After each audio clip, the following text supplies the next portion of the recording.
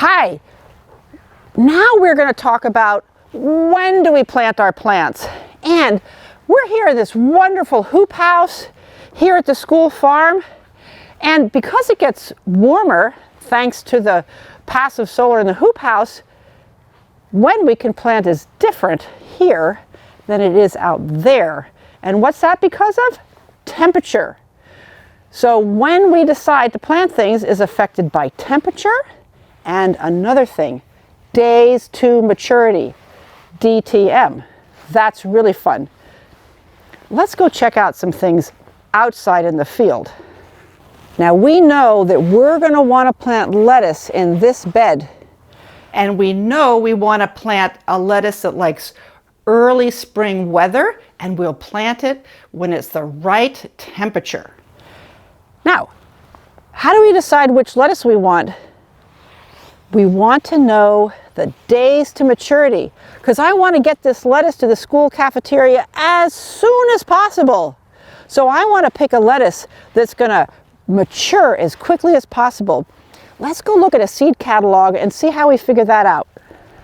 This is one we like. It's a mini romaine called Newham. And look at that, 42 days to maturity. Now, look at this big guy, Coastal Star. That looks like a nice romaine.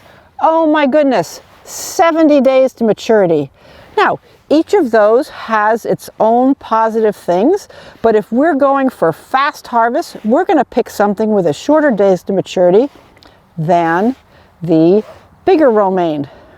Let me show you something else that's really fun.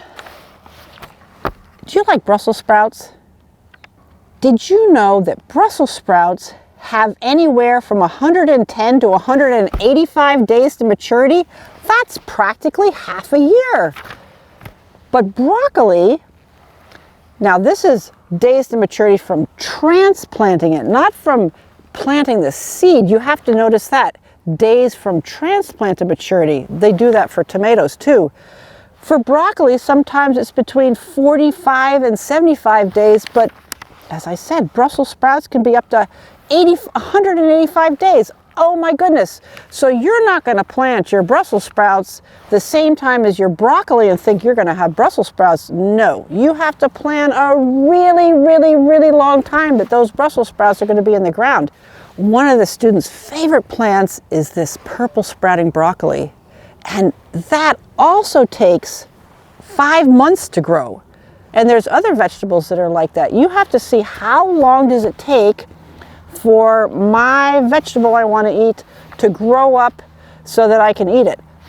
Your squash, sometimes like a zucchini, takes a lot less time than a pumpkin, which takes more time. So you want to make sure that you're really reading how long it takes so you don't plant your crop too late in the season and then you don't get anything from it. So making sure you know your days to maturity is important, not just so that you know you can harvest it within the season, but also you can do something called crop succession. Crop succession is when you can plant 2 or maybe even more crops in the same bed in one season. You have one vegetable succeeding the other through the season. Now, that bed that we're going to plant lettuce in early April, well, that's going to be harvested by the end of May. And then we have plenty of time to plant something like carrots or even basil or some other warm weather crop like cucumbers that we can harvest by September.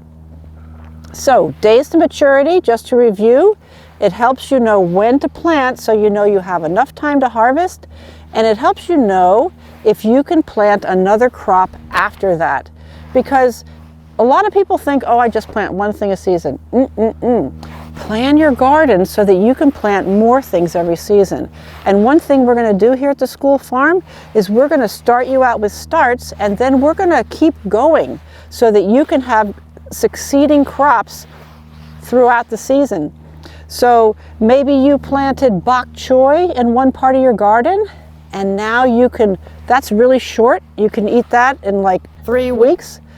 And then you can plant maybe some lettuce after that, and you can get a lettuce start. So think all the different variations you can do using your days to maturity, and then of course knowing what temperatures do your vegetables like to be happy. Yeah? Now, there's a couple really good resources that you can use. There's the Maritime Northwest Garden Guide published by Seattle Tilth, and that has a month-by-month sharing of what you can plant. And then also our local seed grower, Deep Harvest Farm. Look at this great PDF that shows you exactly when you can plant your vegetables and how long you can plant them. These two resources will be so helpful to you. So just to review, when we're figuring out when to plant, we need to think about the season, whether we're planting in a hoop house, because that's going to affect, what does the season affect? Our air temperature and also our soil temperature.